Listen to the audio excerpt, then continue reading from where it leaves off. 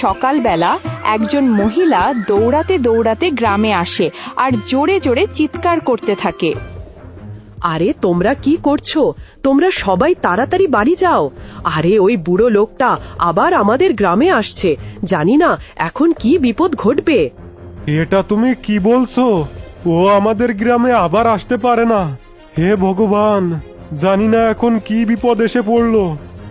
না না, আমি ওকে গ্রামের সীমান্তে দেখেছি। ও যে কোনো সময় আমাদের গ্রামে চলে আসতে পারে। বিশেষ করে মেয়েরা সবাই তাড়াতাড়ি নিজেদের বাড়ি চলে যাও আর ভালো করে ঘরের দরজা বন্ধ করে নাও। এইটুকু বলা মাত্রই সারা গ্রামে হুলস্থুল পড়ে যায়। ভয়ে গ্রামবাসীরা সবাই দ্রুত নিজেদের ঘরে ঢুকে পড়ে। দরজা জানালা সব বন্ধ করে দেওয়া হয়। এদিকে ধবধবে সাদা দাড়ি আর সাদা পোশাক পরা এক বৃদ্ধ রাগে ফুঁসতে ফুঁসতে গ্রামের রাস্তায় এসে দাঁড়িয়ে থাকেন।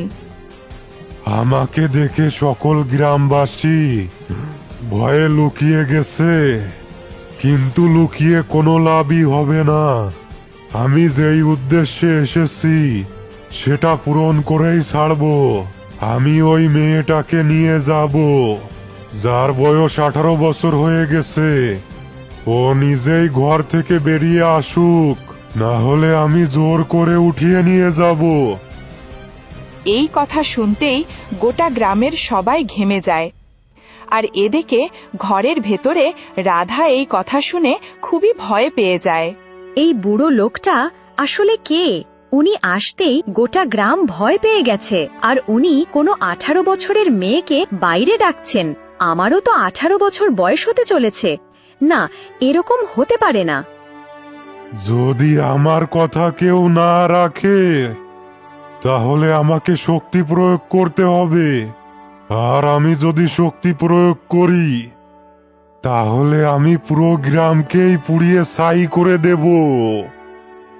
আমি 10টা বিয়ে করেছি আর 10টা মেয়েকে বলি দিয়েছি।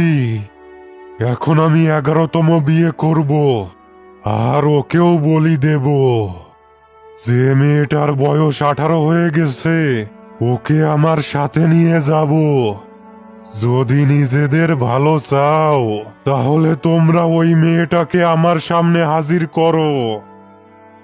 পুরো গ্রাম ভয়ে শান্ত হয়ে যায়।